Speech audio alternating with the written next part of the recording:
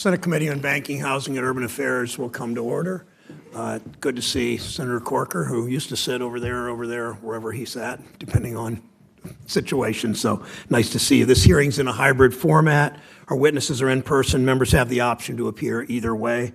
The committee meets today to consider 4 nominations. The Honorable Martin Gruenberg to be a member and chairperson of the Board of Directors of the Federal Deposit Insurance Corporation. Mr. Travis Hill to be a member and vice chair of the FDIC. Mr. Jonathan McKernan to be member of the Board of Directors of the FDIC, and Dr. Kimberly McLean to be Assistant Secretary for Congressional and Intergovernmental Relations at the Department of Housing and Urban Development. Welcome all of you. We thank the nominees for appearing. We thank them for their willingness to serve our country. We welcome their family and friends who are in attendance as well as those watching from home. FDIC is responsible for ensuring deposits and supervision of some 5,000 banks and savings associations. The agency is governed by a board of directors which Congress has authorized to fulfill its mission to, quote, maintain stability and public confidence in the nation's financial system. All 5 members of the board are appointed by the President, confirmed by the Senate. The board is tasked with governing the FDIC. Today, our committee will consider 3 of these 5 seats on the board, including the chair and vice chair nominees.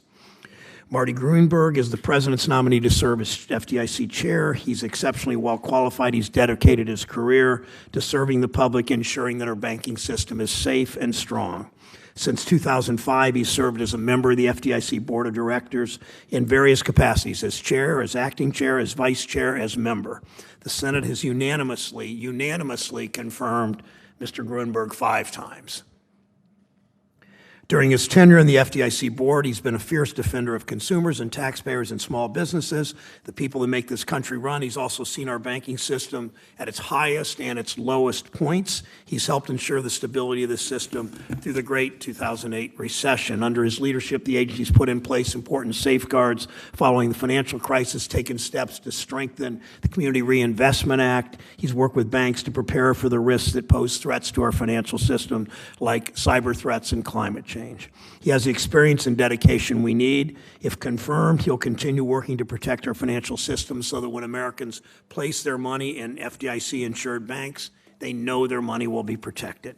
At his nomination hearing to be chair more than a decade ago, Senator Sarbanes, whom Mr. Gruenberg staffed on this very dais, said, quote, Marty's extremely well prepared to serve as its chair. He would bring right from the beginning stability and continuity to the work of the FDIC. Those words actually ring even more strongly today. It's been only a few weeks since you last appeared before us, Mr. Gruenberg. Welcome. Travis Hill is nominated to serve as vice chair of the FDIC. More recently, Mr. Hill served as senior advisor to the former chair of the FDIC, Yelena McWilliams, and deputy to the chair for policy. Before joining FDIC in 2018, he worked on the staff of this committee for Senator Shelby and Senator Crapo, both of whom are here at the beginning of the hearing. Thank you. Jonathan McKernan is nominated to serve as a member of the Board of Directors at FDIC since 2019. Mr. McKernan has served at the Federal Housing Finance Agency. He's currently on detail from FHFA to Ranking Member Toomey's Banking and Housing Committee staff. Prior to joining FHFA, Mr. McKernan served at the Treasury Department. Before Treasury, he worked for our former colleague, Senator Corker. Early in his career, Mr. McKernan worked in private law practice here in Washington. Mr. Hill, Mr. McKernan, if confirmed, as the 2 newest members, will be joining the agency at a critical time as the country emerges from the pandemic and the banking system faces new challenges. I'd like to hear from the 2 of you how you'll approach working with Mr. Gruenberg as the chair. He's been in your position for years also, so he knows both ends of that, how you'll protect consumers, serve all Americans, and stay ahead of risks. To our financial system, I expect financial regulators to demonstrate that they're committed to serving Main Street, not Wall Street. You know how this committee has changed under this leadership, this chairmanship. Finally, our last nominee before the committee is Dr. Kimberly McClain, President Biden's nominee to serve as Assistant Secretary for Congressional and Intergovernmental Relations at Department of Housing and Urban Development. HUD's programs help create equal access to opportunity for all through responsible access to housing credit, promotion of fair housing assistance that help renters and those experiencing homelessness to find safe and stable homes, and support for states, tribes, local governments as they address their housing and community development challenges. If confirmed, Dr. McLean will manage an office responsible for coordinating with congressional offices and federal, state, and local government agencies. Dr. McLean's an Air Force veteran. She serves currently as Deputy Assistant Secretary for Leg Affairs at the Department of Veterans Affairs. She possesses some 30 years of combined legislative, international affairs, and policy experience. Before joining the VA, Dr. McClain worked as Director for Congressional Strategy at the Air Force. Welcome, Dr. McClain. Thank you for years of dedicated service to this country also. Ranking Member Toomey. Thank you, Mr. Chairman. I, too, would like to welcome back our former colleague, Senator Corker. Great to see you back at the committee again. As you pointed out, we're here today to consider 4 nominations, Mr. Gruenberg, Mr. Hill, Mr. McKernan, and Ms. McClain, to the posts that you listed. The FDIC nominations represent a long overdue return to normal order. The agency has not been governed by a full 5-member board since 2015 and has not had a vice chairman for over 4 years. But more troubling, after former Chairman Yelena McWilliams was virtually forced out in February, the board has been comprised of only 3 members, all of the same political party, and 2 of whom serve in an acting capacity. While I commend the Biden administration for finally nominating a full slate of FDIC directors, including a permanent chairman and a vice chairman, I have several concerns with Acting Chairman Gruenberg's nomination to again serve in that role permanently based on his previous actions. Last year, Mr. Gruenberg helped to lead a partisan power grab at the FDIC board, under which he and his fellow Democrat board members disregarded nearly 90 years of agency precedent of allowing the chair to set the agency's agenda. Until this coup, which forced out Chairman McWilliams, all FDIC board members, Democrat and Republican, had followed this precedent. During the Obama administration, the Department of Justice and financial regulators launched the now infamous Operation Choke Point. This program attempted to coerce banks into denying services to lawful yet politically disfavored businesses, such as firearm manufacturers and payday lenders. The FDIC's own Inspector General found that FDIC personnel targeted these businesses, and I quote, consistent with the widely held understanding that the highest levels of the FDIC disfavored these types of banking services, end quote. Well, the highest levels of the FDIC, of course, included Mr. Gruenberg, who led the FDIC from 2011 through mid-2018. And we know from court documents in Operation Choke Point-related litigation that Mr. Gruenberg and his team played a role in directing banks to cease relationships with payday lenders. I remain concerned that some of the left still believe in Choke Point's central tenet that financial regulators should misuse their regulatory apparatus to debank or limit credit to lawful yet politically disfavored businesses. As we've seen in word and deed from other nominees, this is a very real threat to businesses, especially in the traditional energy sector. I worry that this pattern of pressuring banks not to provide services to lawful but disfavored businesses may be again emerging at Mr. Gruenberg's direction. Earlier this year, my office received whistleblower reports that the FDIC has been deterring banks from doing business with crypto-related companies. I understand that one paused activity is custody of crypto assets. Well, this activity has not disappeared, but rather has simply migrated to less regulated companies, often in foreign jurisdictions with weaker regulatory regimes. And we've recently seen how that can end. Finally, based on Mr. Gruenberg's 9 months as acting chair, as well as the events that led to his time in that role, I'm concerned that he may continue to politicize the agency. On his very first day as acting chair, Mr. Gruenberg announced that the FDIC would join the Network for Greening the Financial System. This is an international group committed to denying capital to carbon-emitting industries. Now, while I appreciate his recent acknowledgement that, and I quote, credit allocation decisions are responsibilities of financial institutions, end quote, the statement appears to be in conflict with this action. If confirmed, I urge Mr. Gruenberg to depoliticize the agency's work and restore the FDIC's independence. Today we will also hear from Travis Hill and Jonathan McKernan. Both nominees are extremely well qualified to serve on the FDIC board. Mr. Hill's significant experience in both the legislative and executive branches will deepen the FDIC's board's expertise and enhance the quality of its deliberations. As senior counsel on the Banking Committee, he worked on several pieces of bipartisan legislation over several Congresses, and during his time as an advisor to former FDIC Chair McWilliams, he spearheaded numerous policy initiatives, worked constructively with agency career staff and other board members.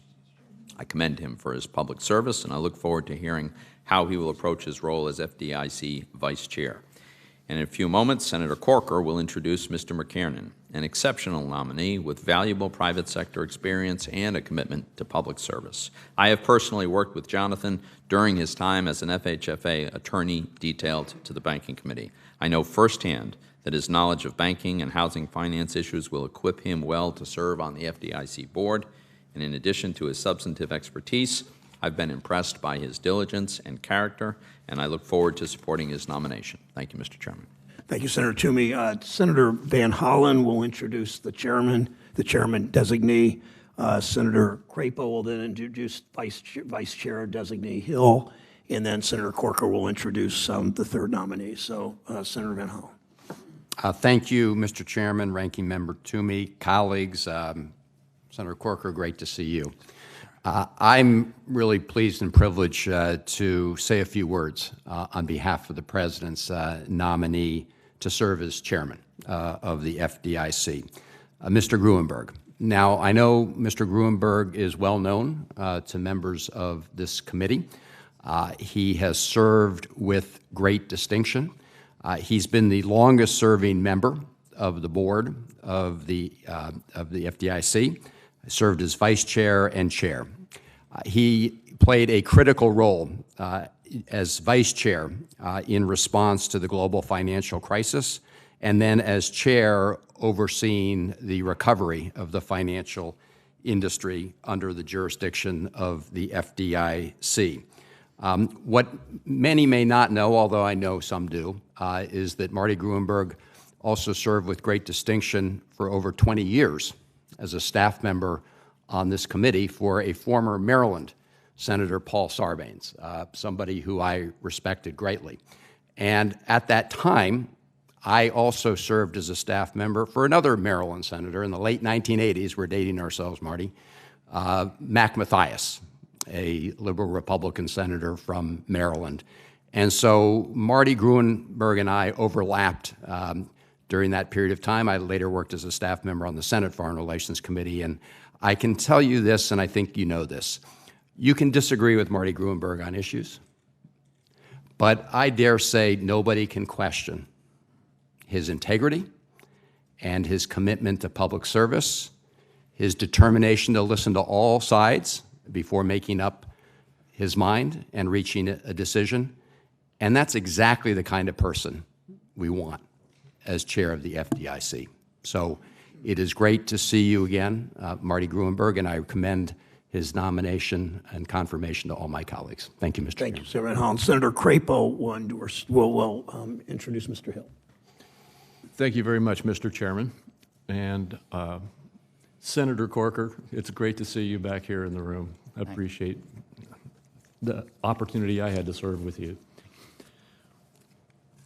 Senator Toomey, thank you also for your remarks. I have the privilege of introducing Travis Hill today, a former staffer of mine and no stranger to the members who have been on this committee over the past several years. Travis joined the Senate Banking Committee in 2013 and worked on a bipartisan basis on some very difficult, complex issues, from housing finance reform to legislation to right-size regulation for financial institutions, serving under both then-Chairman Shelby and myself as chairman. Travis worked diligently on the Economic Growth, Regulatory Relief, and Consumer Protection Act, or S-2155, which tailored regulation to risk for financial institutions in order to promote economic lending, and also made it easier for consumers to obtain credit and increased important protections for veterans, senior citizens, victims of fraud, and those who fall on hard financial times. This bill was the product of a thorough, robust process and honest, bipartisan negotiations, and Travis worked closely with many members of this committee and their staff from beginning to finish. His intellect, integrity, and deep understanding of the financial services, legal, and regulatory landscape have earned him the respect of all who have had the pleasure of working with him. Travis understands the need to balance safety and soundness while enabling a vibrant, growing economy, and has demonstrated this understanding at the FDIC as the agency faced unprecedented challenges during the pandemic. As financial markets and the economy experienced significant stress and volatility, he played a key role in implementing measures to mitigate the impact of the pandemic on the U.S. financial system and to support American households, communities, and small businesses. Travis has the experience and the qualifications to do this job well, and I'm confident that he will bring the same diligence, work ethic, expertise, and respect for Congress that he exemplified during the time he worked here for me. I'm proud to support his nomination and look forward to seeing him confirmed promptly. Thank you, Mr. Chairman. Thank you, Senator Crapo. And Senator Corker will introduce Mr. McKernan. Bob, welcome. Mr. Chairman, Ranking Member, members of the committee, it's quite an honor, as you can imagine, to be here and a privilege to serve with all of you. Thank you for what you continue to do. And I know a couple of members are leaving. Just for what it's worth, it's not that bad on this side of the dais. So anyway, I thought it would be. Jonathan grew up in East Tennessee. He stayed there for college, studying at the University of Tennessee, where he received a bachelor's and master's degree in economics and graduated the top of his undergraduate class. After college, he studied in Moscow, Russia, as a National Security Education Program Bourne Fellow, and then attended law school at Duke University, where he graduated with high honors. Jonathan has since spent the last 15 years focused on financial services, regulation, and policy. He started as a banking lawyer in private practice, first at the law firm of Hogan and Hartson, and then at WilmerHale, where he advised community banks and other financial institutions on a wide range of issues under the federal and state banking laws. Jonathan has spent almost 6 years in government service. He got his start in government as a financial services policy advisor to our office. And in that role, he supported our bipartisan effort with several members of this banking committee on both sides of the aisle to negotiate housing finance reform legislation, which I know there's still work to do there. Jonathan then went to work as a policy advisor at the Department of Treasury and to the FHFA, and has been on detail from FHFA to the Banking Committee's minority staff since January 2021.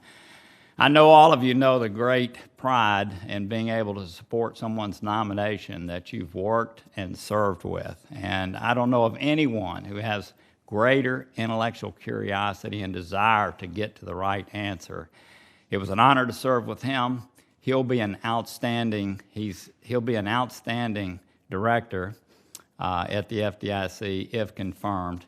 I hope that is the case. It's a privilege to be here. Thank you for this time. I know that I don't have to leave, but I cannot stay here. So thank you. Thank you so much. Well said. Thank you, Bob, for being here and for the generous introduction of your friend. Would the four nominees come forward and please stand, and I will administer the oath.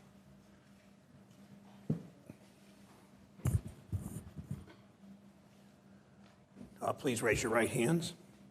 Do you swear or affirm the testimony you're about to give is the truth, the whole truth, and nothing but the truth? So help you God.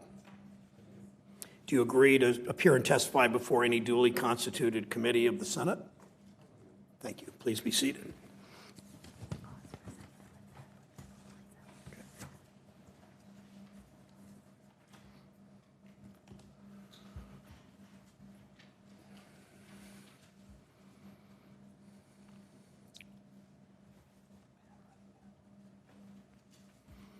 Pat, thank you.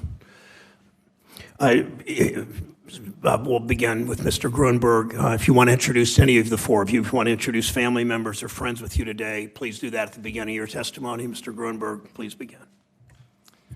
Thank you very much, Chairman Brown, Ranking Member Toomey, members of the committee.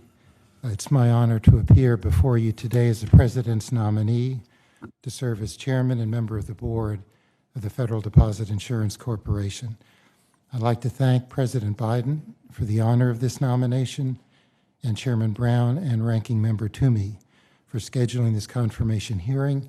I would also like to thank Senator Von Holland for his very kind introduction. I've had the privilege of serving as a member of the FDIC board since August of 2005, as Vice Chairman, Chairman, and Acting Chairman during that period.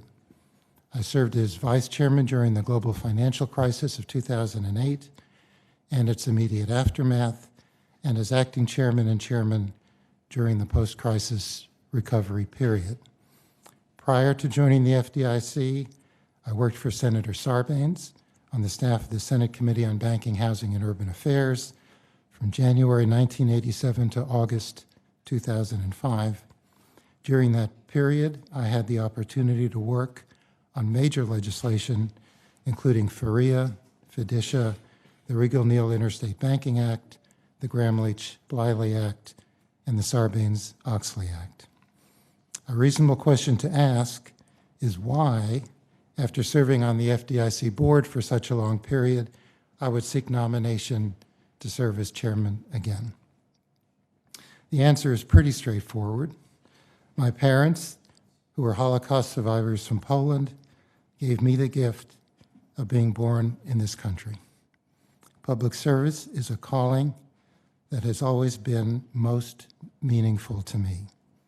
The FDIC is a great agency of our government whose mission of maintaining public confidence and stability in our financial system is critical to our country's well-being.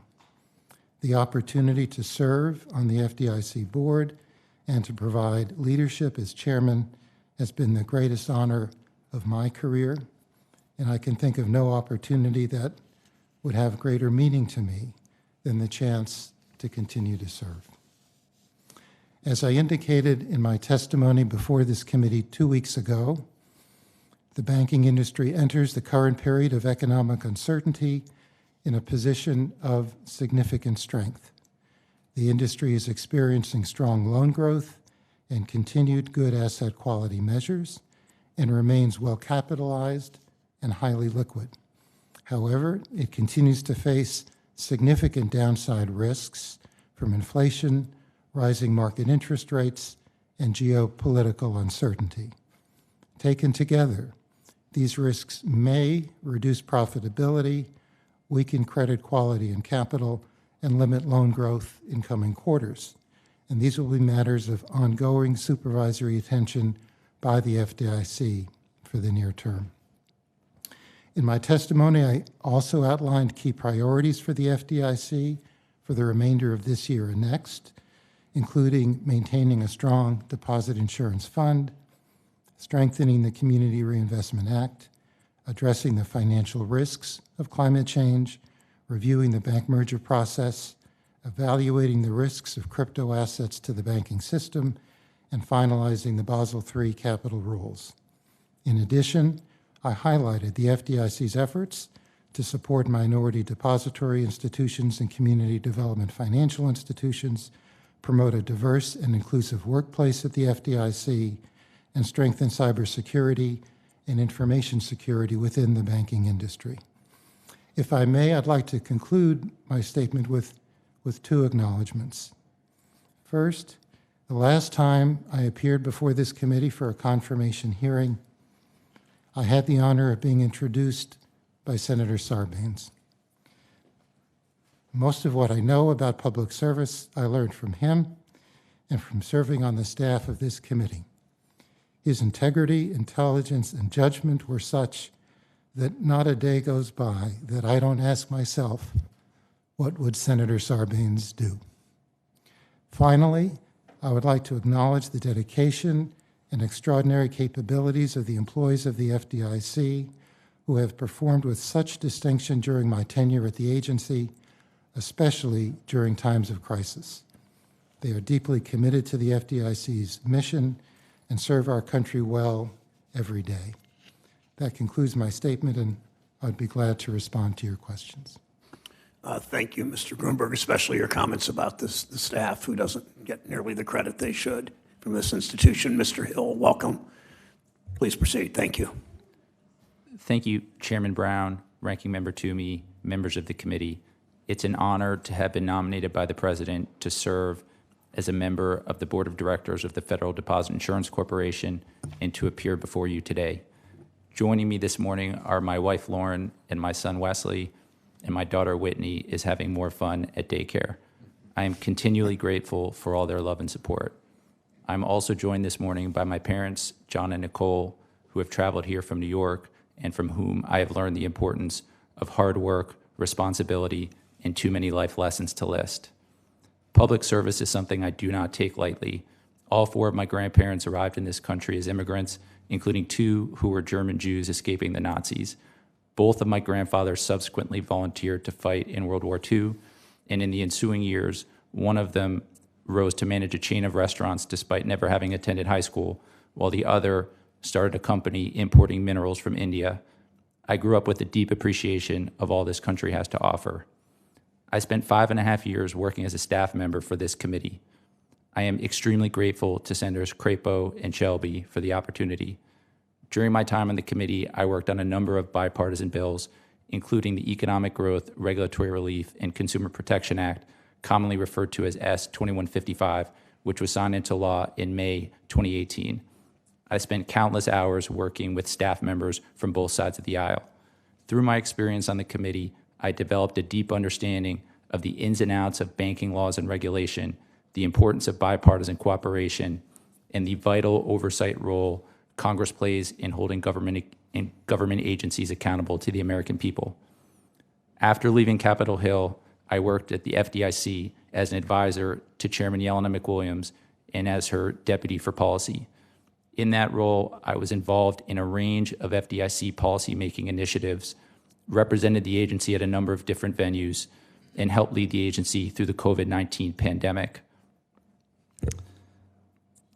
This experience reinforced my appreciation of the important role the FDIC plays in promoting the safety and soundness of banks and the stability of the banking system while ensuring that hardworking Americans have a safe, accessible place to leave their savings. I also saw firsthand the exceptional expertise and experience of the FDIC staff. I remember my time at the FDIC with great fondness and am excited about the potential opportunity to return if confirmed. Throughout my career, I have seen the importance of a well-tailored regulatory framework that promotes economic growth, innovation, and broad access to credit while ensuring our nation's banks remain safe, sound, and resilient to shocks. I have also grown to deeply appreciate the value of a banking sector with institutions of all different sizes and business models, including community banks and minority depository institutions that play a crucial role in their communities. If confirmed, I look forward to working with members of this committee to ensure the FDIC continues to fulfill its critical mission as it has done for the past 89 years. Thank you, and I look forward to your questions. Thank you, Mr. Hill. Mr. McKernan, welcome. Chairman Brown, Ranking Member Toomey, and members of this committee, it is an honor to appear before you today. I am humbled to have been nominated to be a member of the Board of Directors of the Federal Deposit Insurance Corporation. I am grateful to the President for entrusting me with this nomination, to Senator Corker for giving me my first job as a Senate staffer, and to Ranking Member Toomey for giving me another opportunity to continue public service here in the Senate. My wife, Sapna Sharma, is here with me today. She and I met on the Hill when we were both starting out as congressional staffers. Despite serving on different sides of the aisle, Sapna and I quickly found common ground in our shared passion for the ideals that make this country great. 5 years later, we have 2 boys, 20-month-old Patrick and 4-month-old Jonathan, and I hope that together we will instill in our children a love of country and public service while also teaching them to find common ground with others who have different worldviews. My parents, Patrick and Victoria, are here today from East Tennessee. My father is a former Navy pilot and sales representative. My mother is a retired school teacher and homemaker. From my parents, I learned the importance of hard work and perseverance, as well as an attachment to reading and learning that together have provided a solid foundation for life. My brother Paul and his wife Kinsey are here today as well. Both are also former Senate staffers, having met while working for Senator Alexander. My brother Jason and sister Christine are also with us virtually. I believe my 15 years in financial services, law, regulation, and policy have prepared me well to support the FDIC and its work to maintain stability and public confidence in the nation's financial system. My first role in government was an advisor to Senator Corker on banking matters, including this committee's bipartisan S-2155 reform legislation and the senator's efforts to negotiate bipartisan housing finance reform legislation. I then served as an advisor at the Department of the Treasury and the Federal Housing Finance Agency, and am now on detail from FHFA to this committee. I have immensely valued my time here, and I believe this committee represents the best of those in public service. Before joining Senator Corker's staff, I worked for more than 9 years as a banking lawyer. My time in private practice began just as the 2008 financial crisis was beginning. We all watched as hundreds of billions of taxpayer dollars were spent bailing out too big to fail financial institutions. Millions of homeowners were wiped out by foreclosures, and almost every American family suffered in some way through the economic fallout that followed. The aftershocks of the crisis still reverberate 15 years later. Many American families will never recover the lost generational wealth. Many others remain convinced the system is rigged against them. That experience left me with an enduring conviction that we as a society must have a strong financial regulatory system that ensures we do not repeat the mistakes of the past. The FDIC's mission, therefore, resonates deeply with me, and if confirmed, I would be strongly committed to ensure the FDIC does its part to maintain a resilient financial system. Thank you for your consideration and look forward to your questions. Thank you, Mr. McKernan. Dr. McLean, welcome. Chairman Brown, Ranking Member Toomey, and members of the committee. Joining me today is Ambassador Cindy Corville. I thank her for her presence. Joining me virtually are my mother, Miss Lori Freeman, my husband, Stephen McLean, and our 4 children, Stephen II, Kenyatta, Darian, and Patrick, who is hopefully enjoying school and not watching television. So thank you once again for the opportunity to appear before you today. I would first like to thank President Biden for nominating me to serve as Assistant Secretary for Congressional and Intergovernmental Relations at the U.S. Department of Housing and Urban Development. I would also like to thank Secretary Fudge for her support of my nomination. Thank you also to this committee for holding today's hearing and meeting with me over the past few weeks. I look forward to working with this committee on our nation's housing issues. If confirmed, you have my pledge that I will bring to bear the same commitment to service and nonpartisanship that has guided my 30-year career in the United States military, private, and public sectors. For the last 22 months, I have been blessed to serve my fellow veterans, their caregivers, their survivors, as Deputy Assistant Secretary for Congressional and Legislative Affairs at the U.S. Department of Veteran Affairs. I am proud to support VA's work on access to benefits and care for all veterans and their families. I bring to this role a deep knowledge of government and understand how to work across large organizations, agencies, and Congress to tackle challenges and deliver results. My leadership experience has provided me with a unique background to serve in this role. But just as important, I have seen firsthand the positive impact of access to affordable housing and economic mobility on people's lives. You see, my childhood was filled with fond memories of going to my paternal grandmother's home on weekends. When my Grandma Freeman could no longer live in her home due to health issues, she moved into a subsidized neighborhood in Rockford, Illinois, called The Terrace. That same neighborhood became home to my maternal grandmother after the death of my grandfather from cancer. My Grandma Williams transitioned from being a lifelong stay-at-home mother to a high school and college graduate, and ultimately a librarian. The Terrace provided my grandmothers with a sense of dignity and independence in the midst of major life challenges. Life happens to all of us, and as life is happening, nobody should have to wonder where they will lay their head down at night. I am keenly aware of the struggles that homeowners and renters are facing today. I am committed to working with Congress and the constituents it serves. If confirmed, I will do everything within my power to ensure that those who are most in need have an advocate and a voice at HUD. The Office of Congressional and Intergovernmental Relations serves as an important force multiplier for HUD and a critical conduit for communicating HUD's initiatives, programs, and priorities to Congress, state and local elected officials, tribal leaders, and the Senate and House committees with jurisdiction over HUD. To successfully accomplish HUD's missions, if confirmed, I will focus on 3 areas. First, ensuring the Office of Congressional and Intergovernmental Relations is empowered and equipped to be agile and responsive. Second, increasing the capacity and continuity of the office's workforce to deliver exceptional customer service.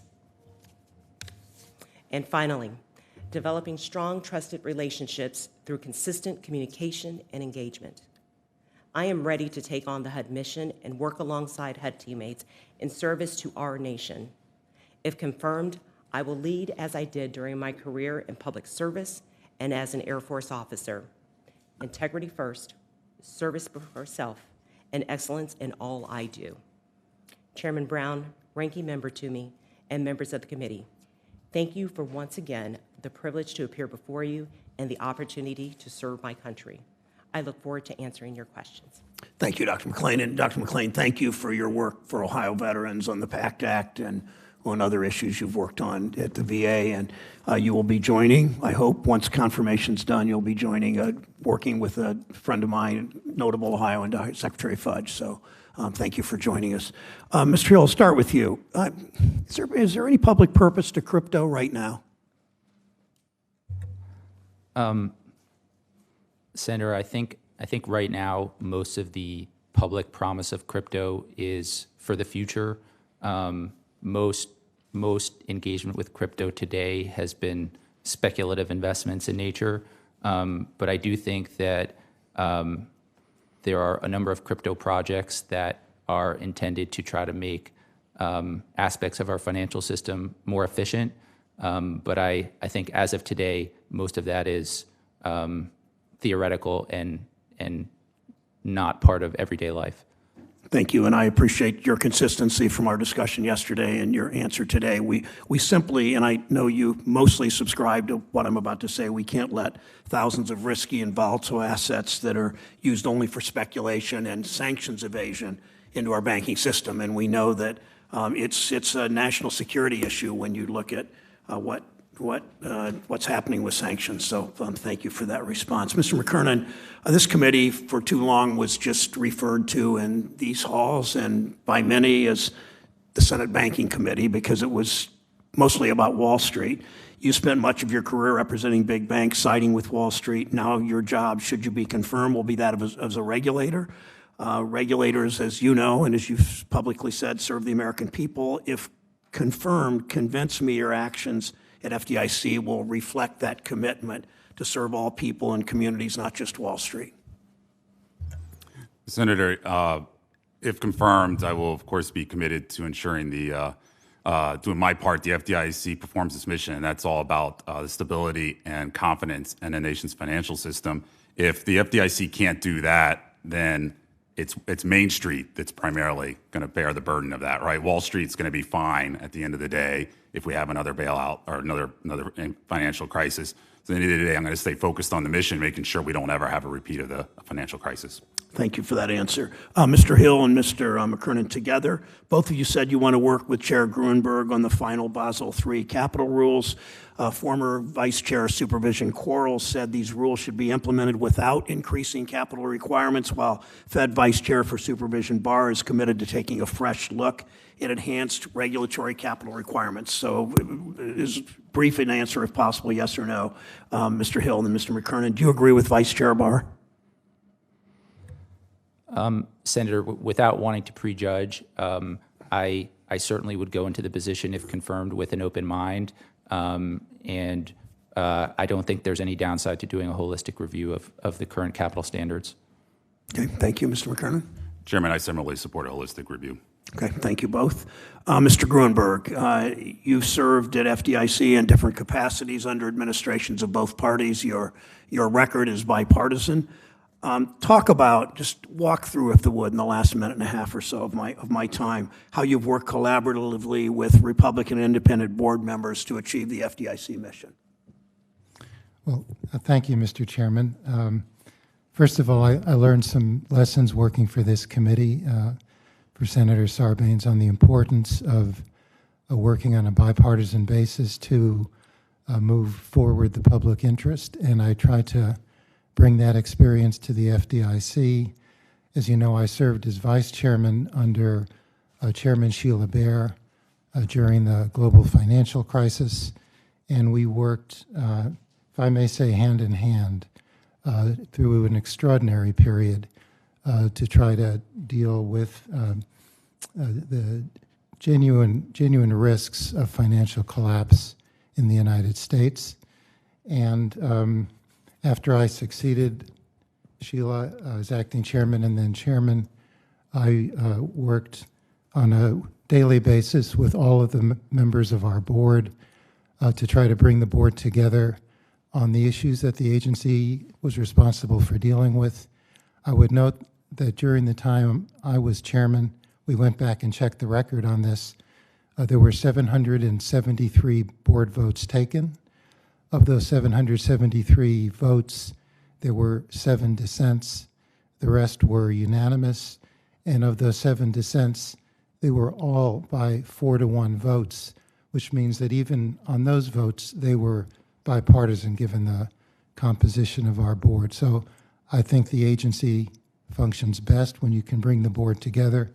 I'm deeply committed to working with all the members of our board, hopefully to reach agreement, and even if we don't, to agree to disagree and be able to continue to work together. Thank you. My high school math would say that's greater than 99% of the votes. Thank you. Senator Toomey.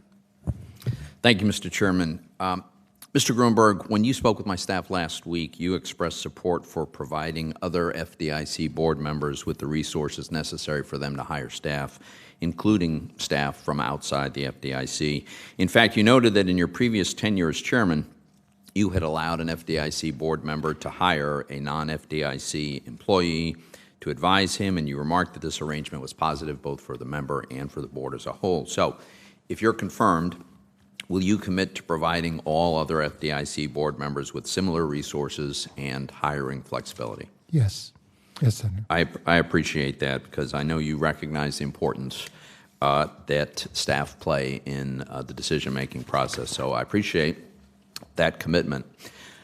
It's my understanding that the FDIC has an internal policy that requires that meeting materials, excuse me, that meeting materials be circulated to FDIC board members at least 2 weeks prior to the board meetings. Now, I understand that hasn't always been observed in practice, but that is the policy. Can you commit to abiding by this deadline, including on interagency matters, to make sure that all board members have the opportunity to review relevant material before board consideration? Senator, I'll certainly commit to doing our best on that. We generally meet that deadline. If we don't, we consult with the other members of the board, and frankly, if there's ever an issue with a board member feeling they haven't had sufficient time to consider a matter, then we would, if necessary, delay action on it until all the members of the board feel comfortable that they've had a full opportunity to consider the matters that the board has to act upon.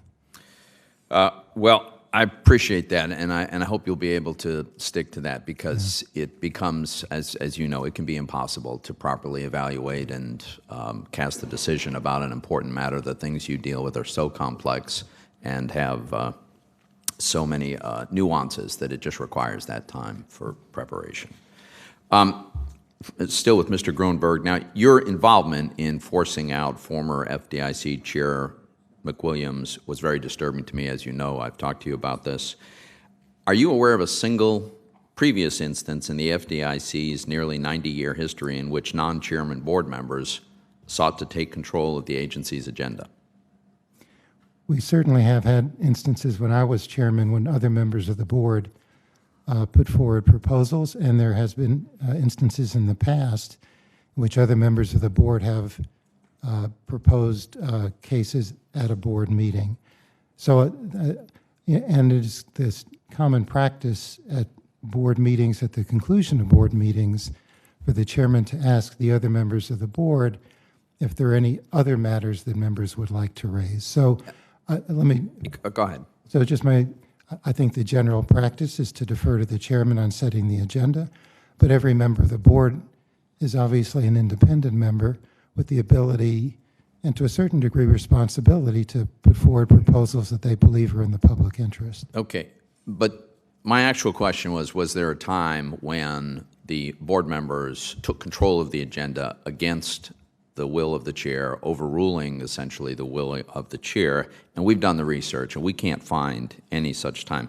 In fact, in 2018, the board consisted of you as acting chairman and 2 Republicans, Joseph Otting and Mike Mulvaney. Now, I'm pretty sure there must have been occasions where those 2 Republicans disagreed with you on various matters. But again, there's never been an occasion where they took control of the agenda, overruled you, and pursued their own agenda. So I'm concerned that what you and some of your colleagues did really undermines the FDIC and could have lasting implications. Let me move on quickly here to your announcement on the very first day as acting chairman at the FDIC that the FDIC would join the so-called Network for the Greening of the Financial System.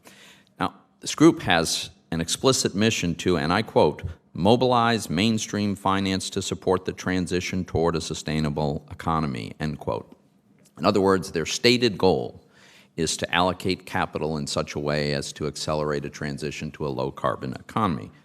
Now, you've recently acknowledged that capital allocations decisions should be made by banks. So do you believe it would be appropriate for the FDIC to seek to play a role in determining the pace of the transition of our economy to a lower carbon economy? That's not our responsibility, Senator. I'm glad to hear that, but I want to remind you that that's exactly what the mission of the Network for the Greening of the Financial System is. And so we have U.S. financial regulators acknowledge the indisputable fact that they don't have the authority to set climate policy, but then they join an organization that's dedicated to doing exactly that. So I would suggest withdrawing from the group as a way to acknowledge the limited nature of the powers of the FDIC. I've got very little time remaining, but very quickly, Mr. Hill, this is, of course, a multi-member bipartisan board. If you are confirmed, could you briefly talk about some of the bipartisan work that you've done in the past that prepares you for this role? Sure. Thank you, Senator. And then I'd like to ask Mr. McKernan essentially the same question, if you can answer the same question. When I was a staff member for the Senate Banking Committee, I participated in the work on a number of bipartisan bills. When I first started working for the committee, we were working on the FHA Solvency Act, which was marked up and approved by the committee, I believe, by a 23-to-1 vote. I then did a lot of work on the Johnson-Crapo housing finance reform legislation, which also was marked up by the committee and passed by a bipartisan vote. And of course, there was S-2155, which also was signed into law with a bipartisan vote. Yes, Senator, briefly, similarly, some work on S-2155 when I was working for Senator Corker. And perhaps also note there was a lot of bipartisan effort led by Senator Corker's office on Housing Finance Reform Office. I think at some point we had, as part of our group, our working group on this, staff from 6 Republican offices and 6 Democratic offices on this committee. So I think there's a lot of creative problem solving there and learning how to work on a bipartisan basis. Thank you, and I want to thank all of the witnesses for their public service and willingness to serve. Thank you, Mr. Chairman. Senator Reid of Rhode Island is recognized. Well, thank you very much, Mr. Chairman. First, let me acknowledge Senator Corker, one of the most principled and decent colleagues that I've had the privilege to work with. And despite our party differences, we always saw eye to eye for obvious reasons. I also want to thank Dr. McLean for her extraordinary service in the United States Air Force. Thank you very much. And finally, I want to commend Wellesley for his composure and patience, which is unusual around here. So, Ms. Gruenberg, we've had the privilege of working together for many, many years.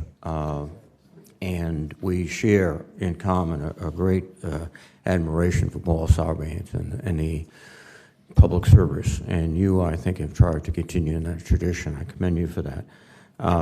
What we discovered during the pandemic is that our community banks were very much more effective in helping small business than the larger institutions, and much more vital to the communities than, again, the larger institutions. FDIC has the principal responsibility for these banks. Can you comment on the state of community banking and the challenges it faces, and some, please. No, thank you, Senator. The FDIC, as you know, is the lead federal supervisor for the majority of community banks in the United States. So not only the supervision, but the maintaining a strong community bank sector in the U.S. banking and financial systems we view as really central to the FDIC's mission. And the community banks play a role in our financial system that is really critical and not replaceable. they consistently punch above their weight in terms of their impact on our financial system as a whole. Most obviously, community banks today, as the FDIC defines them, account for about 12% of all the banking assets in the United States. They also provide nearly 40% of all the small loans to businesses and farms in the United States. And their ability to serve a small business and small farms, which are, as you know, very labor intensive in terms of providing financial services to, is really the core of the business model of the community bank, which the larger institutions really do not have a similar interest in serving. So, and we know the importance of small business and small farms to the economy.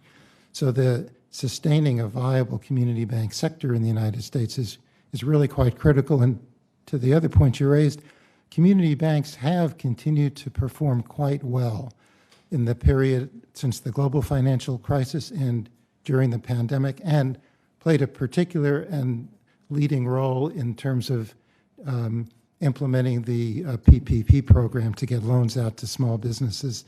So the basic business model of a community bank, which is careful relationship lending funded by stable core deposits, focused on a local community that the bank understands well, has actually held up and proven to be quite competitive and remains critically important to the financial system and is a central responsibility of the FDIC. Thank you very much. Mr. Hill and Mr. McKernan, I have been trying to expand the Military Lending Act, which caps interest to service members at 36% to all Americans. I think 36% in this climate is a rather generous interest rate. Would you be supportive of such a proposal, since I would assume most of the FDIC-insured institutions charge much less interest rate than that? Mr. Hill first. Senator, I appreciate all the work that you've done in this area. I do think it is critically important that banks treat their customers fairly, and that loans that banks make to consumers are loans that are affordable and that consumers can repay. With respect to the interest rate cap, I think we always want to be careful in how we balance affordability with access to credit.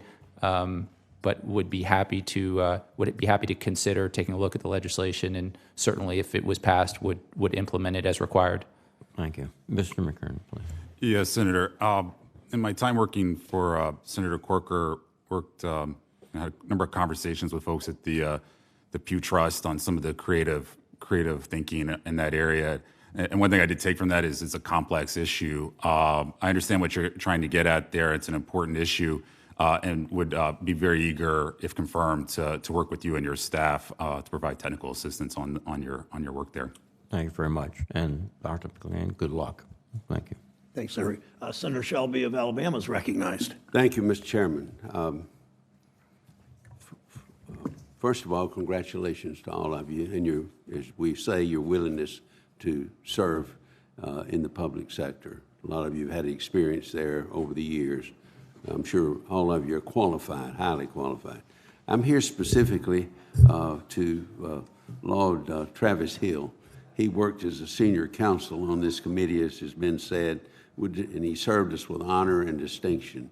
He's highly qualified, he's highly educated, Duke, Georgetown. He has a lot to offer, and I congratulate the President in nominating all of you, but especially Mr. Hill. Mr. Gruenberg, I've known a long time. I've worked with him on the committee when I was ranking with Chairman Sarbanes and when I was chairman and so forth.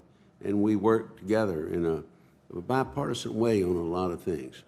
But I have to associate myself with some of the concerns that Senator Toomey has made at what went on at FDIC that more than bothered a lot of us because it was unprecedented and so forth. And maybe, Marty, you've learned something there. I don't know. But those reservations are with some of us on some of the things that you were involved in there. I know you're highly qualified by experience off this committee and as chairman and ranking over the FDIC. But those are real concerns, something that you and others ought to be thinking about deeply before that ever happens again. Other than that, I congratulate all of you, wish you well, hope the chairman will expedite these things to where we can talk more about you and for you on the floor. Thank you very much.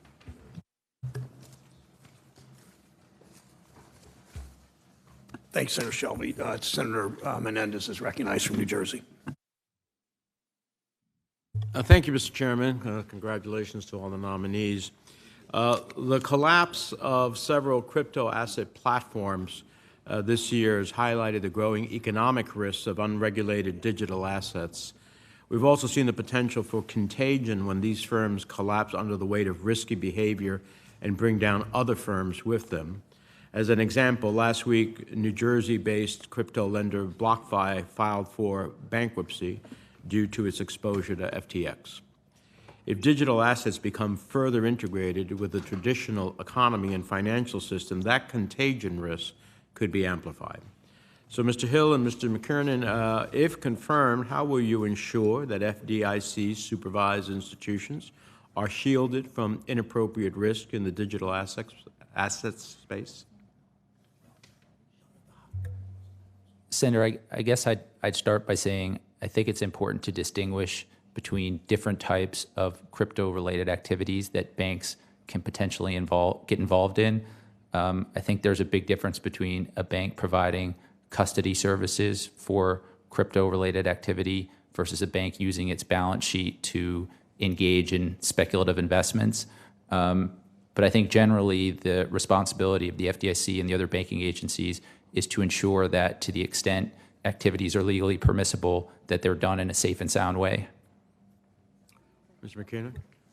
Senator, if it confirmed, the way I would approach crypto-related activities within the banking system is really threefold. First, any crypto-related activities at a FDIC-regulated bank need to be performed in a safe and sound manner. Second, those activities need to be in compliance with consumer protection and other law. And third, the activities can't pose a risk to financial stability. I maybe might just amplify a bit the second point, compliance with law. I'd want to study this issue further if confirmed, but as I understand it, there are some significant open questions as to what is a permissible activity when it comes to crypto at a bank. So I think that's something I'd want to understand better.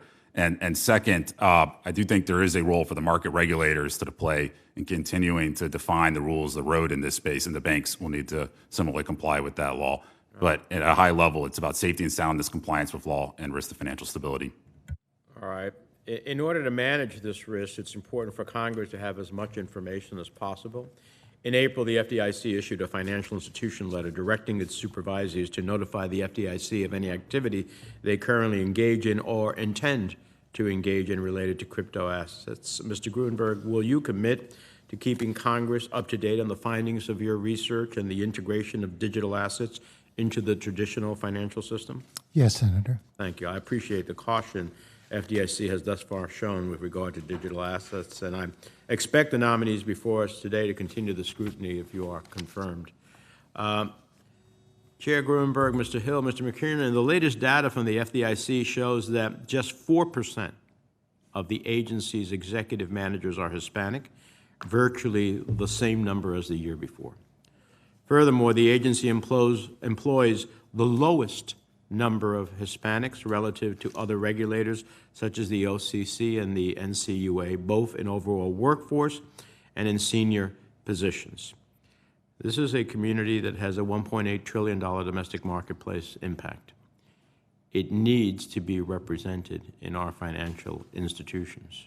So why has the FDIC lagged behind its counterparts in hiring Hispanic and Latino staff and leadership? Senator, if you raise a very important point that has been a focus of attention and priority for us. As a general matter, among minority employees, the FDIC has generally been at or above the civilian labor force, but that has not been the case for Hispanic employees. We've been significantly below, as you pointed out. And for For us, that has been a focus of attention in terms of our efforts to ensure diversity and inclusion at the FDIC. Earlier this year, we established at the FDIC an interdivisional task force focused on Hispanic employment because it really is within our diversity issues the most significant challenge. And we are focusing in particular on recruitment and hiring, as well as training and promotion at the agency. And I assure you this will be an ongoing priority, and we will be glad to stay in touch with you and your staff. Well, this as is we a continue our priority efforts. for this senator, has been for some time. And, you know, the problem is we'd make no progress. So I hear all the things about, you know, we're going to recruit, we're going to do this, but we make no progress. So I'd like to ask the three nominees to the FDIC, are you committed to having a diverse workforce, and will you work to achieve it if you are confirmed? Yes, Senator. Yes, Senator. Yes, Senator. And Mr. Chairman, with your indulgence, a very quick question, provincial question to Dr. McLean. Under previous administrations, HUD removed key multifamily housing staff from its office in Newark, transferred them to the New York regional office. HUD has not had a Region 2 administrator from New Jersey in over a quarter of a century. Now, as a former mayor in a state legislature, I know that presents a challenge for residents and property owners and managers. New York and New Jersey have very different housing needs and issues. So it's critical that we have HUD staff in the state that are familiar with our unique needs. Will you ensure, if confirmed, that the Newark office has the staff it needs and New Jersey remains a priority at HUD? Senator, thank you for the question. I understand that this has been an ongoing conversation between your staff and HUD, and it also came up in my conversation with your staff. If confirmed, I'm committed to continuing to work with you and your staff on the issue surrounding New Jersey, and we'll make that a priority as we continue to move forward, sir. Okay, continuing the work is nice, but making a difference is nicer. I've said this to the secretary, who I was very supportive of.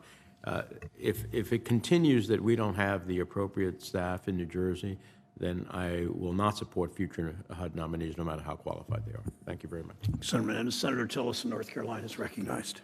Thank you, Mr. Chairman. Congratulations to all of you for your nominations. Mr. Hill, Mr. McKernan, and Dr. McLean. I look forward to supporting your nominations. I want to thank you for your service in the Air Force. And Mr. McKernan, I was glad to hear that you attended Duke. I'm sad you didn't have the grades to get into Chapel Hill, but I always have to dig Duke.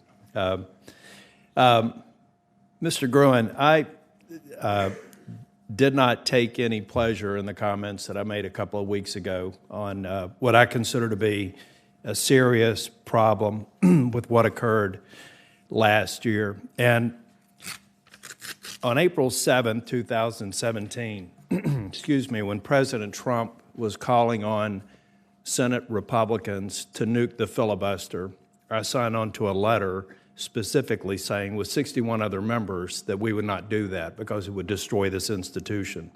4 years later, we had 5 signatories from this committee who voted to try and nuke the filibuster.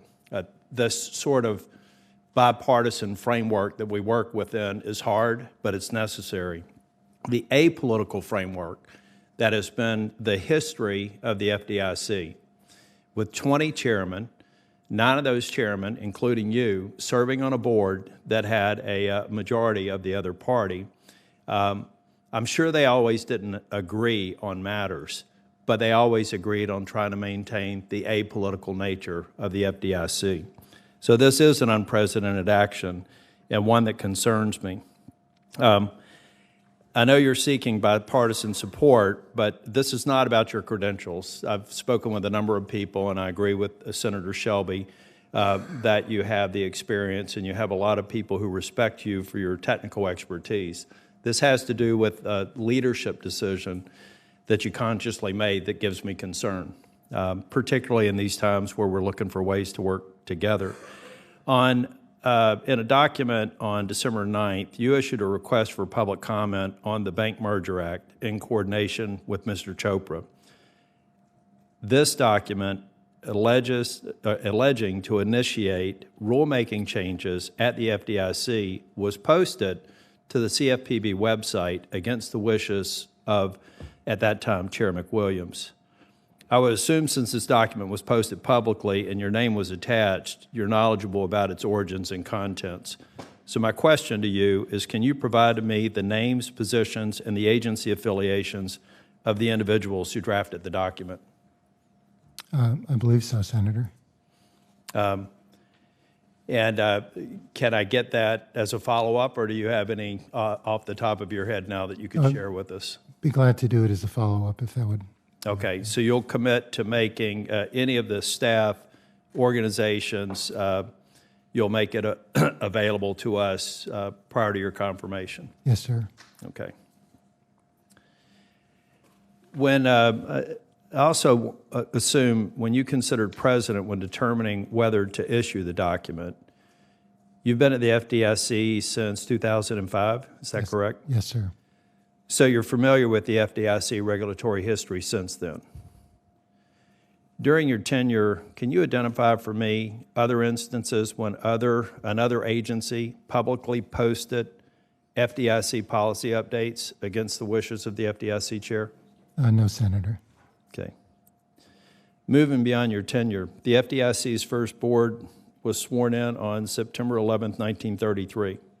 While the CFPB had yet to be established, the FDIC's other sister agency, the OCC, was on the FDIC board from its inception. Can you provide me with instances through the 89-year history when an alleged official action of the FDIC was posted onto the OCC website or into their public record against the objection of the FDIC chair? We'll certainly check the record on that. I'm not aware of any, but we'll check the record. I think you're going to find that it's not, and again, as Senator Shelby indicated, I want to associate myself with comments made by Senator Toomey. But again, this comes down to leadership, and I feel like in the same way that if we'd voted to nuke the filibuster here, you can't unring that bell. So I have great concerns about how the FDIC is going to operate in the future. Thank you. Thanks, Senator Schultz. Senator Tester from Montana is recognized. Thank you, Mr. Chairman, and thank you all for being here at the hearing. Congratulations to all of you on your nomination, and thank you for your service, Marty. Travis and Jonathan, thank you for coming in to my hideaway and having a nice visit. I don't intend to ask you three any questions. I'm going to focus on Dr. McLean, if I might, so you guys can smoke them if you got them, okay? Dr. McLean, you have impressive experience working in congressional relations in the public and the private sector, including most recently for the Department of Veterans Affairs and the Air Force. In addition to your 30-year career in congressional affairs, you serve as an officer in the Air Force Reserve. Thank you for that. It's very clear that you're more qualified for the role for which you have been nominated. You're more than qualified for the role in which you've been nominated.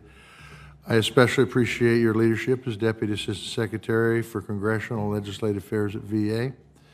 You and your team did a great job of handling the transition after the election and responding to an unprecedented number of inquiries from Congress about priorities such as our Sergeant First Class Heath Robinson honoring our PACT Act that was just passed last summer.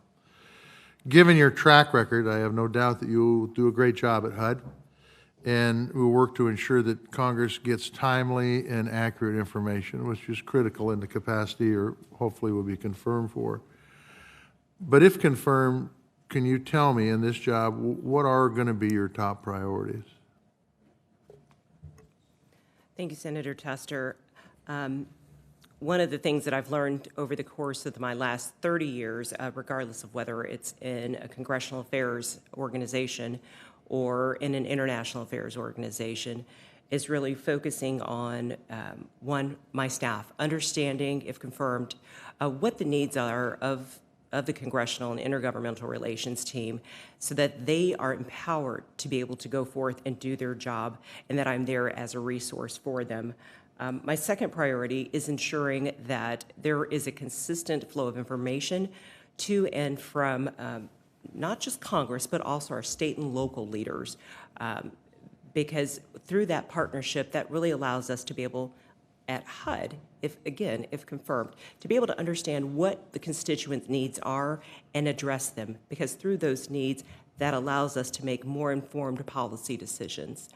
And thirdly, it confirmed really understanding what the capacity needs are, not just from a physical perspective, growing the number of full-time employee equivalents, but really understanding what the additional physical needs are of the team. Because again, if people are empowered, they have the resources to be able to do their jobs, that allows us to be able to serve the American public. Thank you for that answer. What lessons will you bring from your career in the Air Force? Wow. I would say three things, and then I'll expand upon them. Humble, credible, and approachable. Being humble enough to admit when you're wrong and you make a mistake, doesn't matter where you're at. Credible, taking the time that if you don't know something, go learn it, whether it's from the person that is the correspondence clerk to the person who is your general counsel. Everyone has something to learn and something to give to all of us. And last but not least, Senator, being approachable. Being approachable to me means having an open door policy, to be willing to listen, whether it's something related directly to what's going on, the hot topic for that moment, or whether that's something that's important to that individual.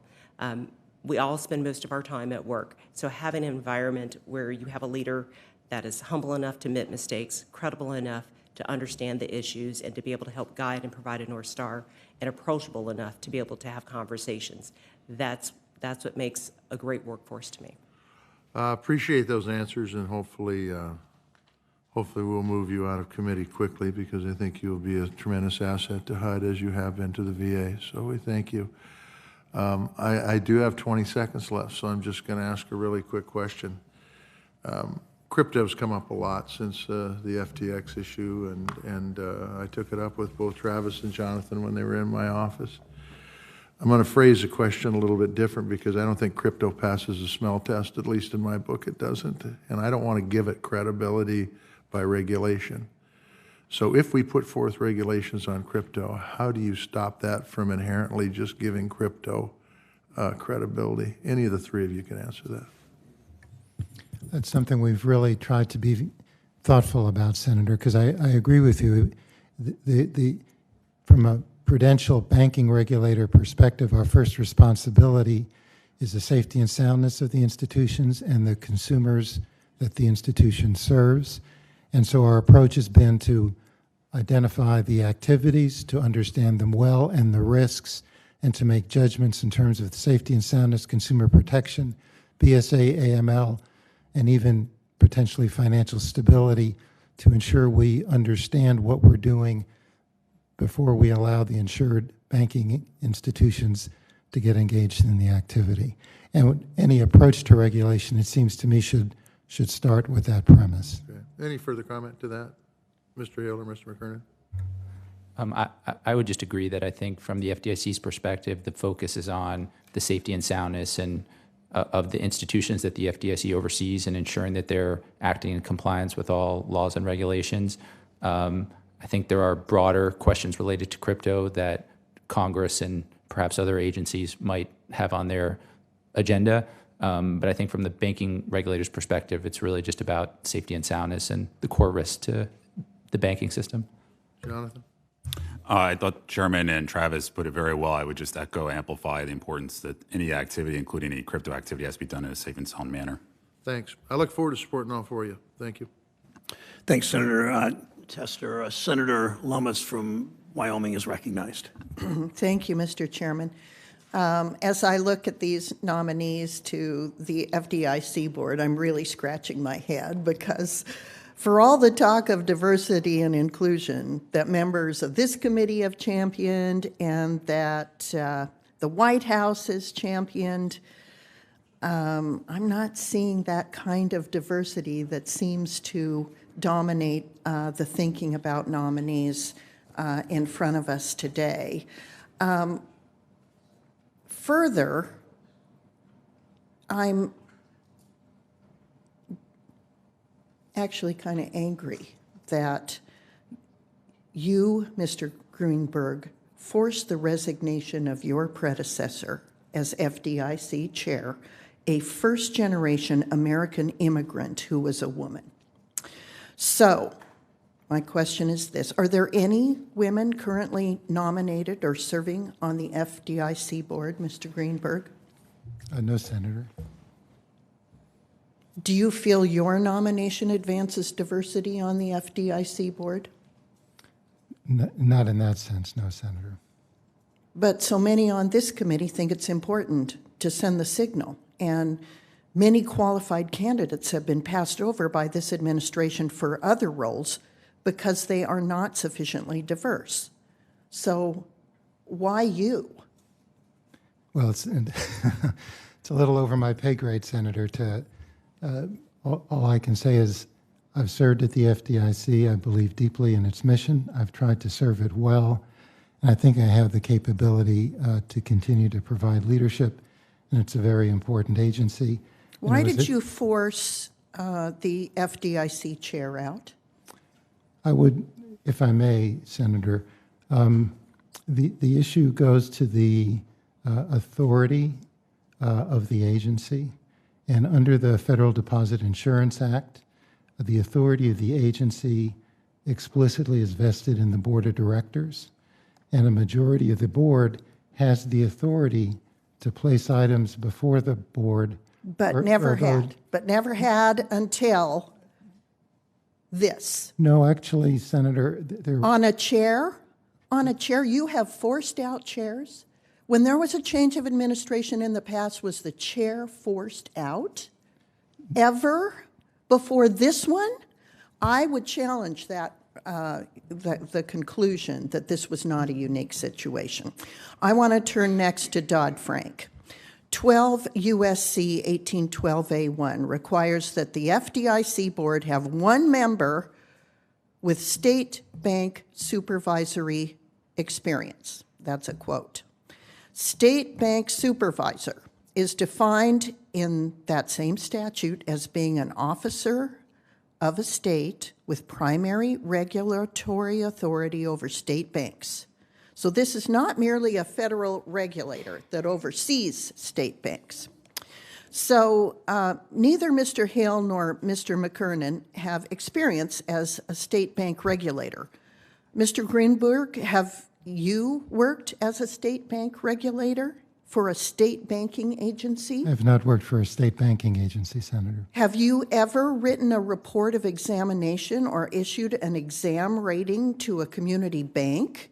The things that would give you a good understanding of how fair a bank's exam rate is, for example? Well, I would point out that the FDIC supervises, as you know, state-chartered institutions. Have you ever written a report of examination? No, I'm not an examiner. I've just served on the board of the agency. Do you think someone should have been nominated to the FDIC board with state bank supervisory experience? Because most banks in our dual banking system are state-chartered. They are the majority of the institutions. I understand why you asked the question, Senator, in a sense that that's also above my pay grade.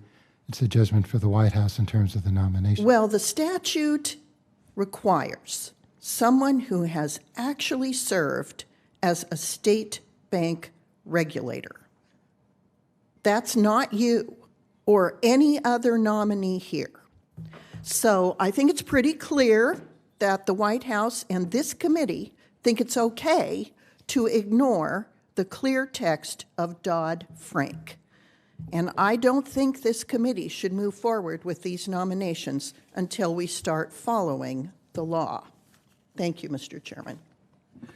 Thank you, Senator. Senator Cortez Masto from Nevada is recognized. Thank you, Mr. Chairman.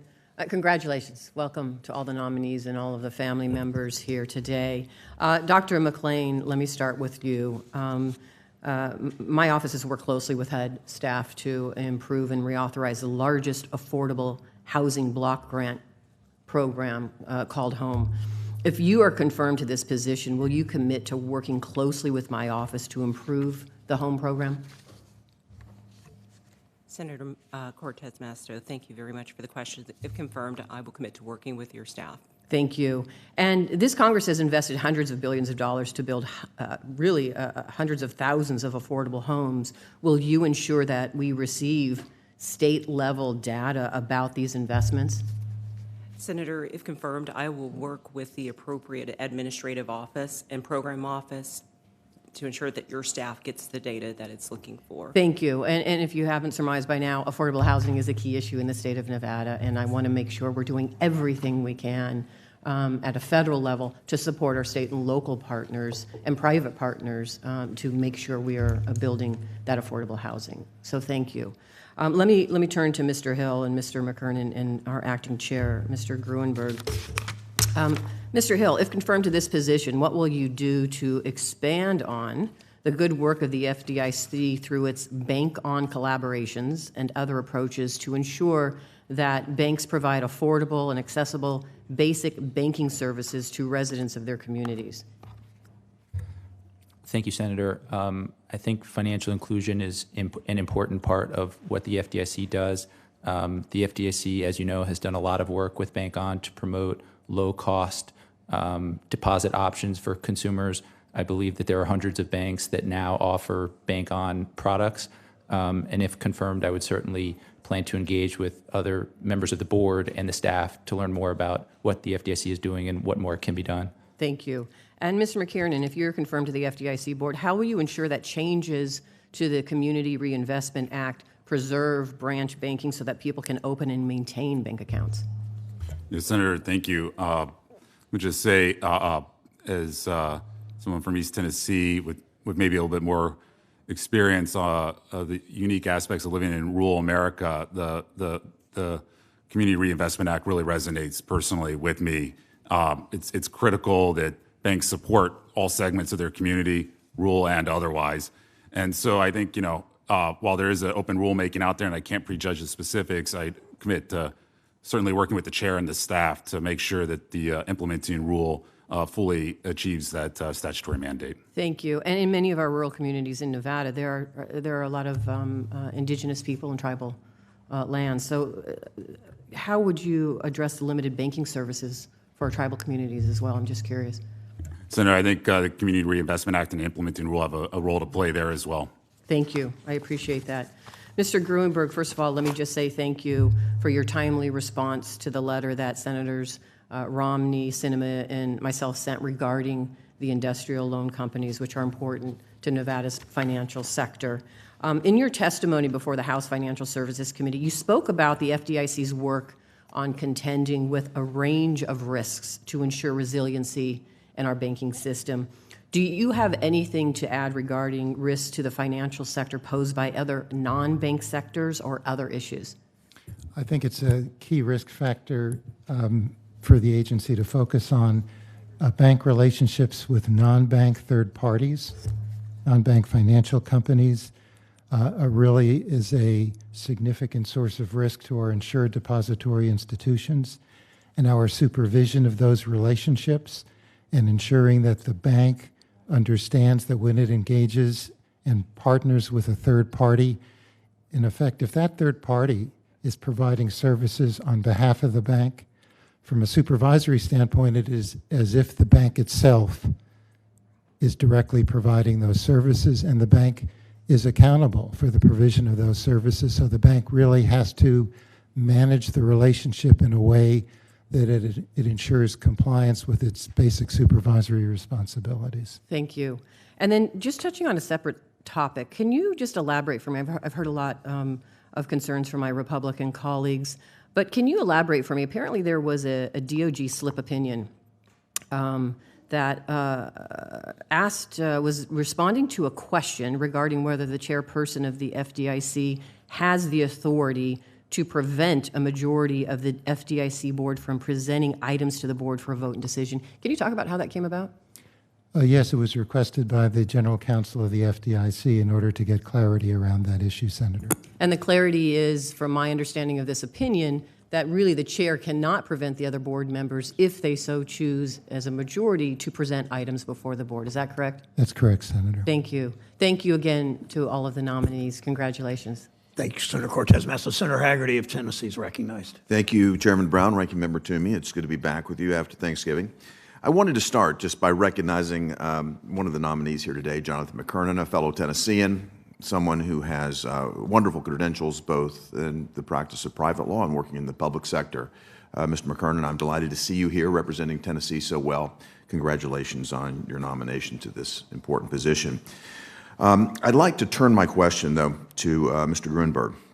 Mr. Gruenberg, on April the 7th, the FDIC sent a financial institution letter to all FDIC supervised entities requiring them to notify your agency of their crypto-related activities. So my first question for you is, you can walk me through the process that FDIC supervised institutions have to undergo to accomplish this. Thank you for the question, Senator. We were trying to, as a starting point, to understand the engagement of our insured institutions with crypto-related activities. It doesn't require an application. So as a starting point for us, we wanted to find out which of our insured institutions that we supervise are either engaging in crypto-related activities or considering it. What form does the notification take then, if it's not So we issued a financial institution letter making the request of the institutions the FDIC supervises that if they engage in crypto-related activities or planning to notify us, and notify us in a letter, can call our regional office, and if they are engaging or planning to do so, we ask them to provide in some detail the nature of the activity so that we can evaluate it from a standpoint of safety and soundness, consumer protection, BSA, AML compliance, and then provide supervisory feedback to the institution. It was a way for us to do a couple of things. One, see which of our institutions were engaging or planning to engage, and if they were, to try to understand it with some detail what they were doing, because these are generally new activities, both for the institution and frankly for us as a regulator to understand. You know, the technology has great promise. Institutions in my home state of Tennessee are engaging in this right now. As a person who's invested in and been an executive in small businesses, I can tell you that the technology poses great potential, and I'm concerned about any activity that might chill it. You and your agency continue to cite financial stability and consumer protection as the motivation behind these sort of policies. You're establishing a precedent that requires businesses to notify their supervising regulators of involvement in sectors that you've deemed high risk. Is that correct? Is that how you've justified this as a high risk? Oh, I mean, this financial institution letter was specific to crypto-related activities, and yes, I think in our financial institution letter, we identified as background the risks we saw from a safety and soundness, potentially for a safety and soundness standpoint, consumer protection, BSA, AML, financial stability. I think you can understand my concern, whether it's Operation Choke Point, whether it's the creation of new merchant category codes for firearm and ammunition purchases, whether it's the debanking of the oil and gas industry. Our financial system is increasingly becoming politicized. It's becoming weaponized to achieve partisan aims that certainly wouldn't survive a vote here in the Senate.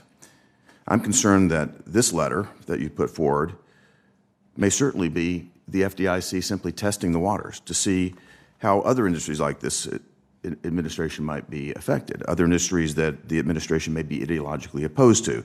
So my next question, Mr. Gruenberg, is whether there are any other specific sectors of our economy that FDIC insured entities that are going to be required to disclose their involvement in.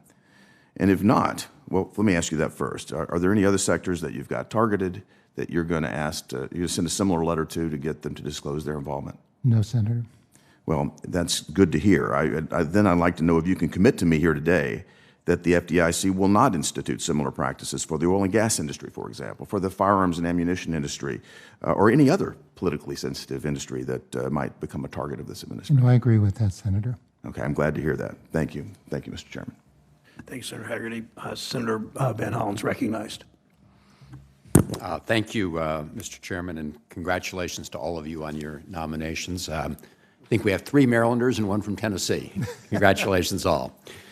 Let me start with you, Mr. Gruenberg, and just first of all follow up briefly, because you and I have had conversations about the FDIC's role within its domain to assure that we have prudent banking practices, including looking at the risk of crypto. So I would say, in light of recent developments in the meltdown of FTX, your inquiry from members of the FDIC, which of course are federally insured depository institutions, is a worthwhile and necessary endeavor. So I appreciate your taking that precaution just to get a sense of what's out there. Just to follow up on the CRA question, and I think that was raised in response to Senator Cortez Masto's questions. Where are we on the timeline with respect to this new CRA rulemaking? Well, as you know, Senator, we issued a proposal, notice of proposed rulemaking in May. Had a 90-day comment period, which closed on August 5th, I believe. The staff have been, we got quite a few comment letters, over 1,000. Staff have been working through them, and we're in the process of developing a final rulemaking. I can tell you it's the top priority of the FDIC to complete this rulemaking, and I think our goal is to get it done as soon as we can. If I had to guess, the early part of next year, but it is also an ambitious rulemaking. But believe me, we are very much focused on getting it done. I appreciate that. What if you were to identify, say, 3 top priorities, and I know there are lots of pieces to it, but what would the 3 be? And also, I have this question. Our latest look showed that about 50% of uninsured personal lending comes from online operations that are not subject to FDIC overview, and of course, therefore, not subject to CRA. And as more and more of lending goes offline, I assume you agree that we'd also hope that those lenders would not discriminate based on who they're lending to. So first, if you could just identify some of the core key pieces of the current CRA proposal, but also how we should think about addressing all the pieces that are outside that jurisdiction. So it's a large question, Senator. I think from the standpoint of the CRA proposed rulemaking, which is an ambitious proposal, I think the core provision is dealing with the fact that currently CRA is limited to the branch network of banks, and the so-called assessment areas, which are evaluated for CRA, are tied to their physical branch network. And as we know, and you pointed out, an increasing portion of lending by banks is not tied to their branches, but may be done on an online basis, and they could involve significant lending in communities where they may not have a physical presence. So in some sense, the key challenge for the rulemaking was to deal with this evolution in the banking industry, which I think is only going to proceed further down this line. And in a sense, the core proposal in the rulemaking is to identify new, what we call retail lending assessment areas, where a bank may be having significant lending activity, but does not have a physical branch. And we have metrics to identify that if certain thresholds are met. So, Mr. Gruenberg, my time is running short. I'm looking here. So you're making the point why we have to update the CRA. It also raises that broader question I had about everybody who's not under the jurisdiction. I think if we're talking about lending by non-bank financial institutions, it's outside of our authority. And at the end of the day, to extend some community investment obligation would be a matter for Congress to consider.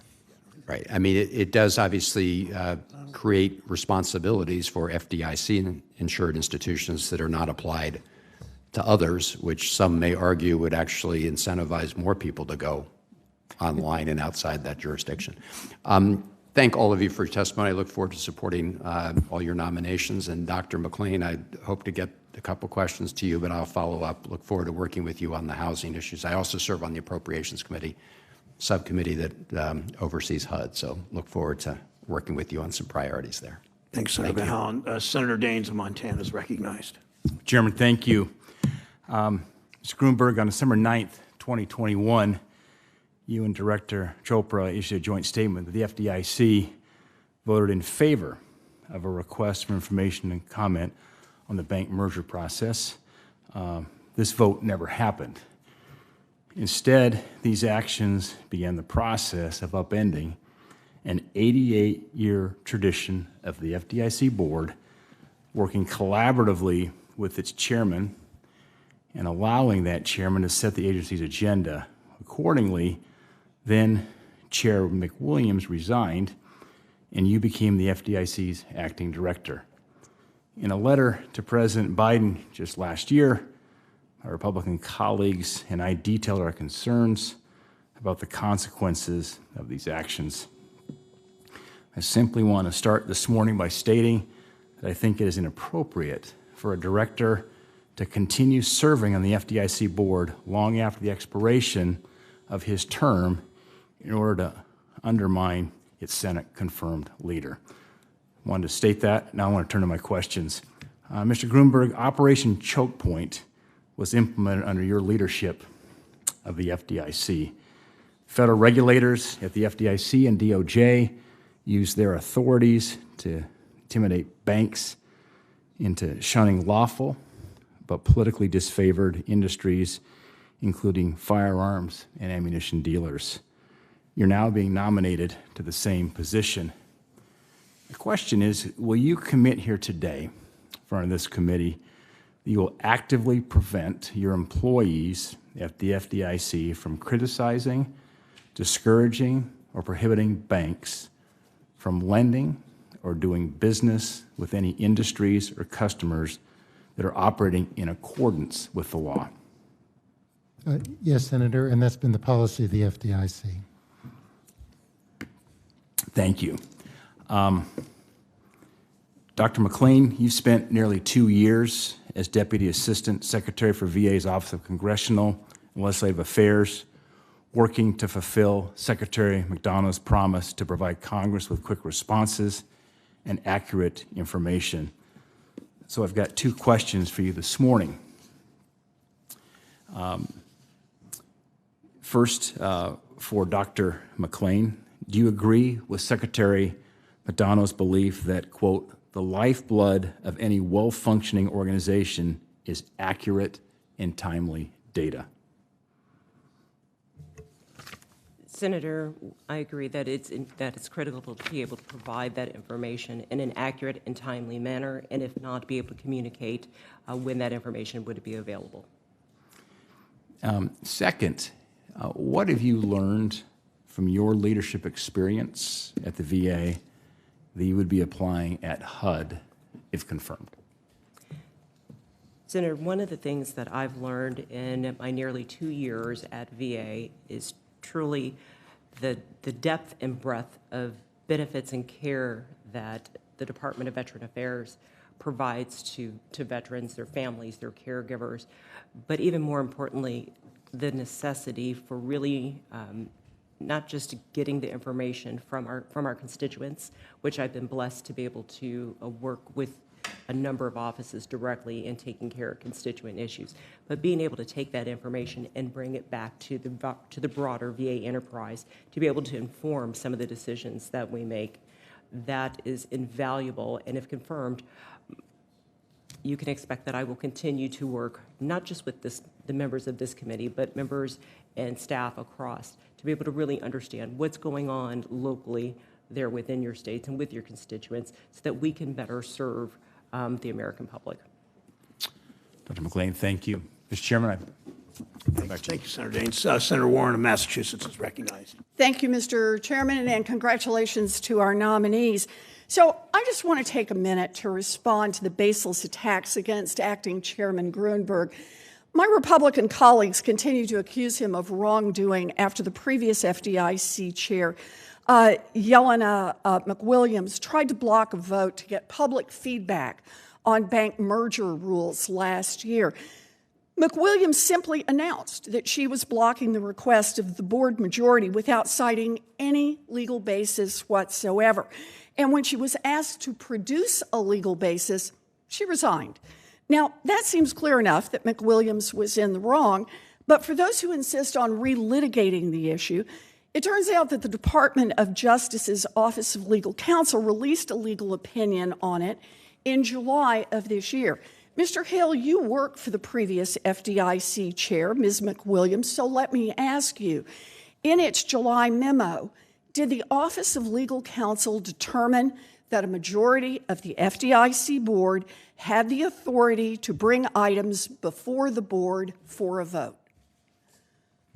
I believe that was the opinion of the Department of Justice in that memo. Thank you. That is exactly what the OLC opinion states. In fact, it says, quote, the chairperson of the Federal Deposit Insurance Corporation does not have the authority to prevent a majority of the FDIC board from presenting items to the board for a vote and decision, end quote. And that is exactly what Ms. McWilliams tried to do. In other words, the former FDIC chair broke the law when she blocked a vote to help hold big banks accountable, and she got caught and she resigned.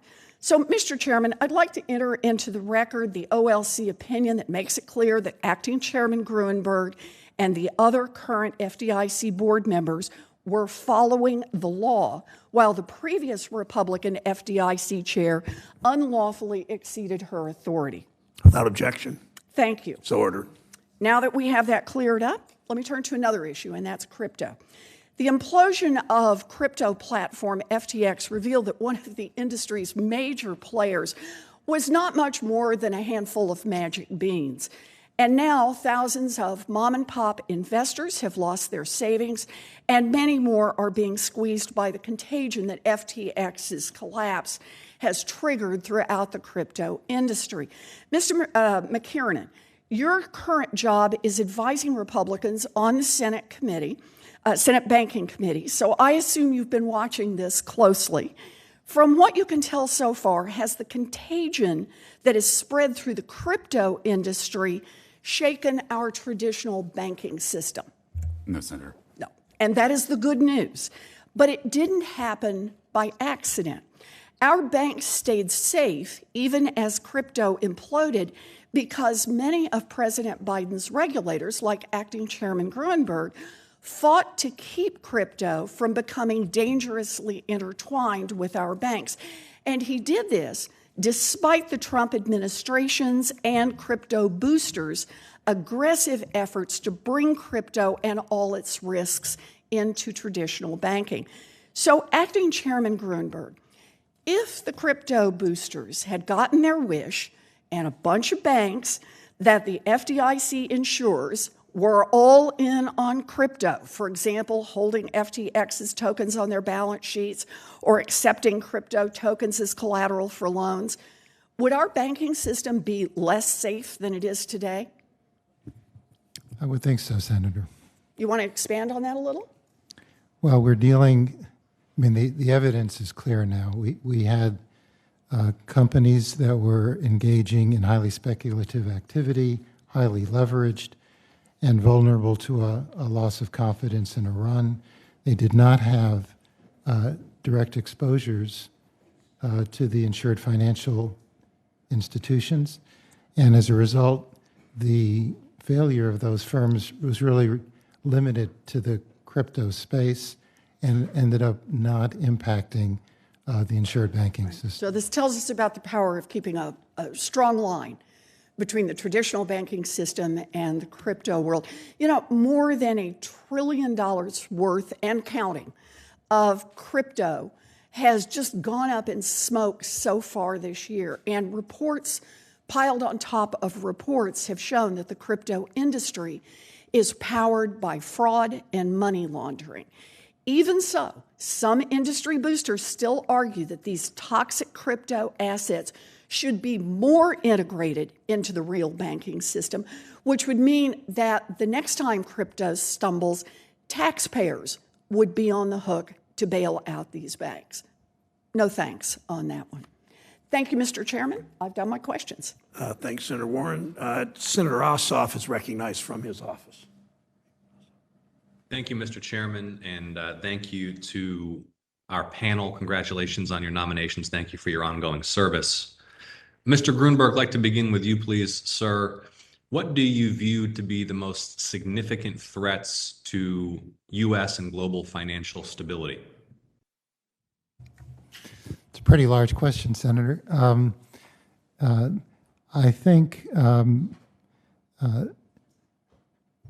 the changing environment relating to the conduct of monetary policy and the efforts of the Fed to respond to inflation by raising interest rates, and that's an action that's not limited to the central bank in the United States, but to the central banks in other major jurisdictions of the world.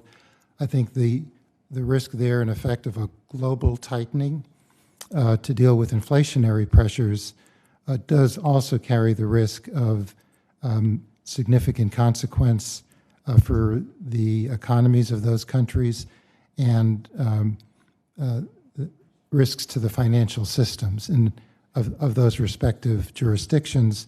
And if you're looking at the potential for financial stability risks, I think that is something that we in this country, and I think on a global basis, are going to have to keep a very close eye on. Thank you, Mr. Gruenberg, but what would be the most concerning potential channels or mechanisms of action by which higher rates, in your view, could threaten financial stability? Which are the markets, the sectors, the assets, the trades that you believe are most vulnerable to unwinding or failing in a higher rate environment at a scale such that there could be contagion to the overall financial system? Probably 2 points I would make. One, I think the banking system itself in the United States does have significant exposure to interest rate risk.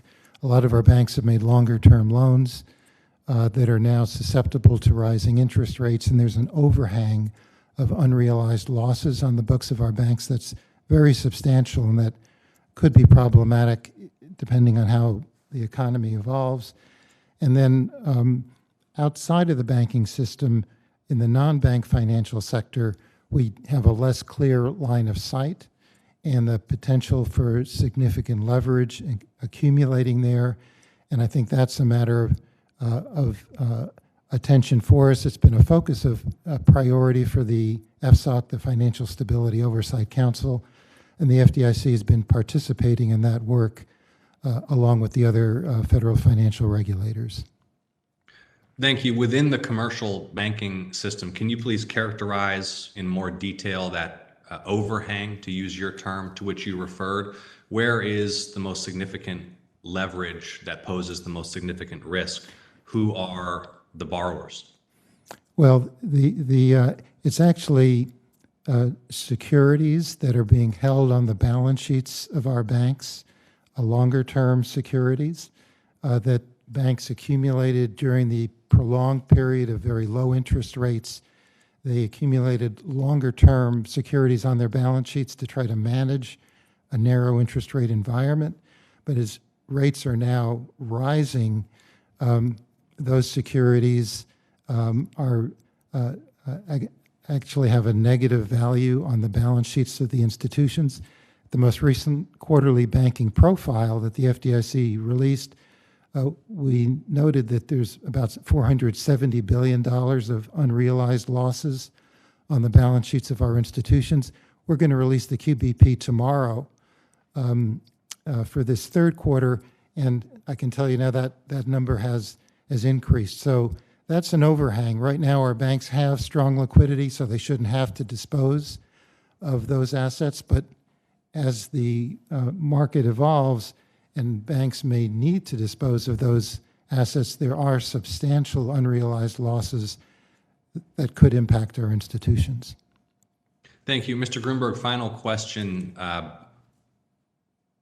Chair Powell, Secretary Yellen, Chair Gensler have all expressed varying levels of concern about liquidity in Treasury markets. What's your assessment of the level of risk there, and how might liquidity concerns in Treasury markets translate to issues that could impact depositors and those you're entrusted with protecting? Thank you. Well, if I may say, in the first instance, on matters such as that, I defer to the Treasury Secretary and the Fed Chair.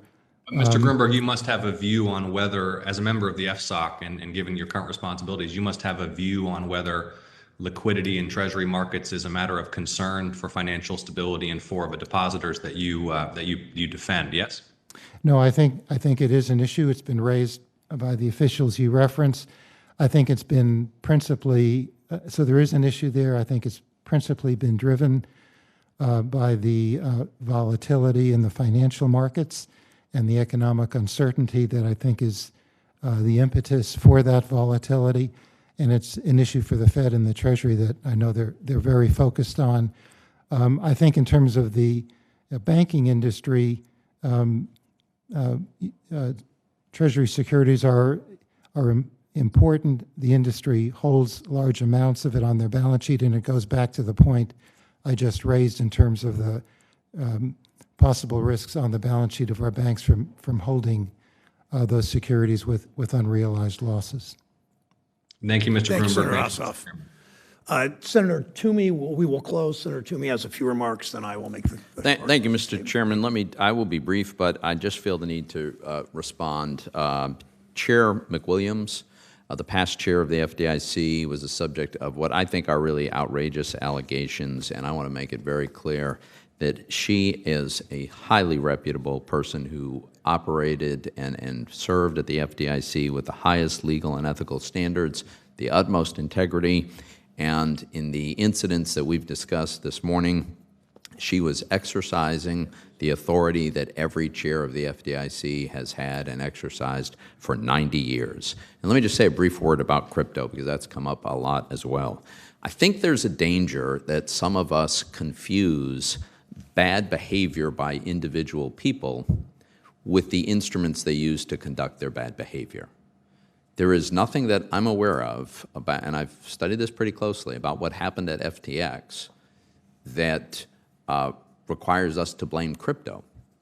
It was the misuse of customer accounts by an individual who controlled them, and that could have been done, and in fact has been done, in conventional non-crypto financial institutions many, many times. I think it's much more useful to think about these various crypto projects as operating systems, software protocols, on which we are likely to see amazingly powerful apps that will solve problems for everyday Americans in the ordinary physical economy across a very, very wide range, much of which we can't imagine today any more than many of us were able to imagine at the beginning of the internet, the Amazons and Googles and Ubers and all the other apps that have completely changed America's economy. Thank you, Mr. Chairman. Thanks, Senator Toomey. And I obviously respectfully disagree. The concern about crypto increasingly is our national security and what we're seeing with people that are trying to evade sanctions. And I think that's, we haven't shown a real public purpose for crypto, especially contrasted with the potential danger.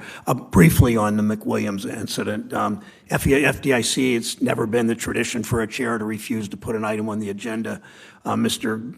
Gruenberg and others made several attempts to work with the former chair in good faith, and she chose to resign. That's the important point there. Thank you to our nominees for being here. We will work together as a committee to move forward quickly on the nominations. For senators who wish to submit questions, they're due at close of business Monday, December 5th at noon. To nominees, we'd like to have your responses by Friday, December 9th at 5 p.m. Thank you again for your willingness to serve the public, all four of you. The meeting's adjourned.